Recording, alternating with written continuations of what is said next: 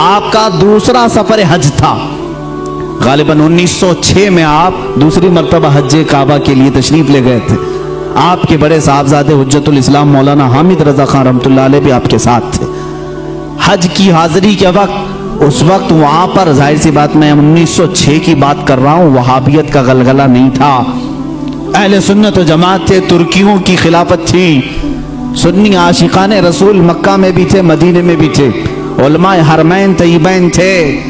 جیسی علماء کو معلوم ہوا ہندوستان سے ایک جوان عالم دین ہے، وہ آئے اور ان کے علم کا توتی بولتا تھا اس وقت. تو اس وقت وہابیوں کے شروع کے فتنے نکلے تھے اور علم غیب رسول پر لوگ سوال کر رہے تھے.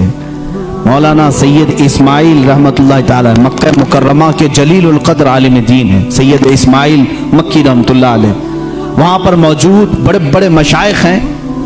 جب مولانا سید اسماعیل مکی رحمت اللہ تعالی علیہ کو خبر ہوئی تو ایک دن اعلیٰ حضرت رضی اللہ تعالیٰ عنہ مکہ مکرمہ میں طواف خانہ کعبہ کے بعد آپ مکتبۃ الحرم، مسجد حرم میں جو مکتبہ تھا، کتابیں رکھی جاتی تھی، لائبریری، وہاں جا رہے. یہ پیچھے سے آئے، انہوں نے دیکھا اعلیٰ حضرت رضی اللہ تعالیٰ عنہ کو دیکھا اور اس کے بعد ملاقات ہوئی، گفتگو ہوئی. مکتبے میں جب گئے تو وہاں 4 علماء اور بیٹھے تھے، سب کتابیں کھولے ہوئے بیٹھے تھے.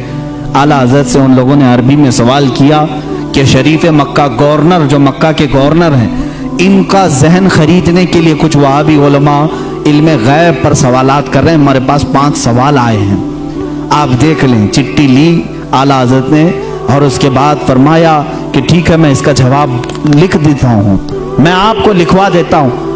ان علماء نے کہا ہم کو اتنا جلدی نہیں چاہیے، اتنا مفصل چاہیے، اتنا تفصیلی چاہیے کہ وہ ان میں سے کوئی جواب نہ دے سکے. اعلیٰ حضرت رحمت اللہ تعالیٰ علیہ مکتبۃ الحرم مکہ میں اس وقت موجود تھے اور انہوں نے ٹائم صرف 2 دن کا رکھا تھا. اسی دن اعلیٰ حضرت کو بخار آیا، دوسرے دن سخت بخار، اور اس وقت صبح کے وقت شاید غالباً 8 بجے یا 7 بجے حرم مکہ میں آپ بیٹھے تھے. علماء موجود ہیں بڑے بڑے، وہاں پر مفتی حنفیہ بھی تھے، مفتی شافعیہ بھی تھے، مفتی مالکیہ بھی تھے.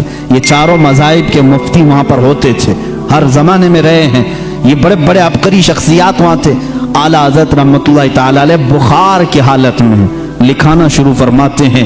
حضور صلی اللہ تعالیٰ علیہ وسلم کے علم غیب پر دلائل لکھانا شروع کرتے ہیں. قرآن کی آیتیں پہلے لکھائیں، احادیث رسول جمع کیا، اقوال سلف و صالحین جمع کیا، صحابہ و تابعین کے متعلق منسوب باتیں لکھائی، یہاں تک کہ وہ کتاب تقریباً 200 صفحات پر مشتمل ہو گئی، جس میں دلائل کا انبار ہے. 70 سے زیادہ دلیلیں آپ کی طرف خود سے دی گئی ہیں. قرآنی آیات اپنی جگہ پر، احادیث رسول اپنی جگہ پر، اقوال سلف و صالحین سب اپنی جگہ پر.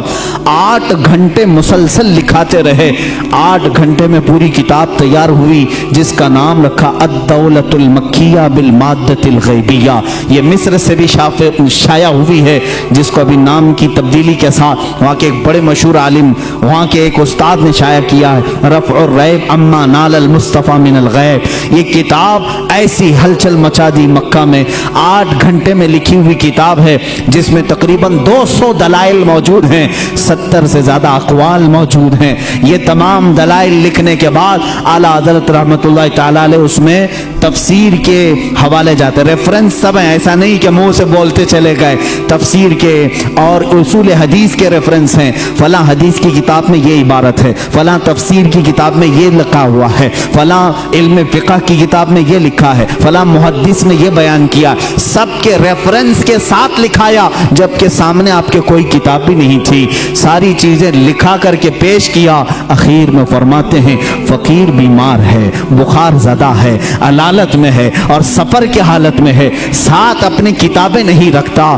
میری بساط کے مطابق جو کچھ ذہن میں حاضر ہوا وہ پیش کر دیا، باقی سب اللہ رب العزت جس سے چاہے دین کا کام لے. عزیزان گرامی، یہ کتاب جب گورنر مکہ شریف مکہ کے پاس سنائی گئی، پوری رات بھر بیٹھ کر کے وہ شریف مکہ کتاب سنتے رہے۔ دوسری رات آئی، پوری کتاب سنی، یہاں تک کہ علماء مکہ، علماء مدینہ حاضر ہوتے ہیں اور اعلیٰ حضرت سے دست بستہ کہتے ہیں آپ اپنی اجازات حدیثہ ہمیں عطا فرمائیں، آپ اپنی اجازات میں ہمیں شامل فرمائیں۔ اسی سفر حج میں اعلیٰ حضرت رحمت اللہ تعالی علیہ نے علماء حرمین کو اپنی اجازات عطا فرمائی۔ لوگ حرم کے علماء سے اپنی اجازت لینے آتے تھے اور حرمین کے علماء نے اعلیٰ حضرت سے اپنی اجازات لینے میں فخر محسوس فرمایا۔ وہاں کے مرجع العلماء تھے، ایک بڑے پائے کے بزرگ ہیں، ان کی بارگاہ میں جب اعلیٰ حضرت پہنچے بڑا ادب کرتے تھے مکہ اور مدینے کے علماء کا۔ اعلیٰ حضرت نے ان کے زانوں کو چوما، ان کے زانوں کو چوما، وہ 70 سال سے زیادہ کی عمر کے تھے۔ انہوں نے برجستہ کہا اے ہندی عالم احمد رضا، حق تو یہ ہے کہ میں تمہارے نالین کو چوموں، حق تو یہ ہے کہ میں تمہارے قدموں کو چوموں۔ اعلیٰ حضرت رضی اللہ تعالیٰ عنہ کو یہ جو مقام دیا علماء حرمین نے، صرف اس لیے کہ جب اس نوجوان عالم دین نے میرے مصطفیٰ کی شان میں اگر کسی نے غیب کے علم پر سوال کیا تو قلم سے ایسا جہاد کیا ہے، دانت کھٹے ہی نہیں ٹکڑے ٹکڑے کر کے رکھ دیے۔